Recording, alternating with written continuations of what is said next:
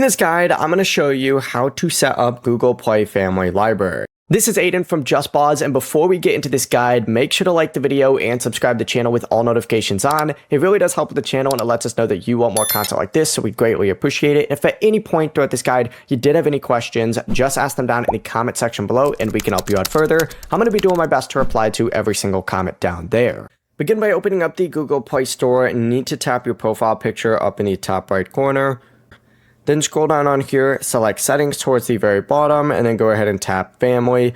And what you need to go ahead and do is then just hit sign up for Family Library. It's going to then take you to a page that looks like this. Follow the on-screen instructions to create a Google Family group or use your existing group. Add a family payment method if prompted, and then choose whether eligible purchases should be added automatically or manually.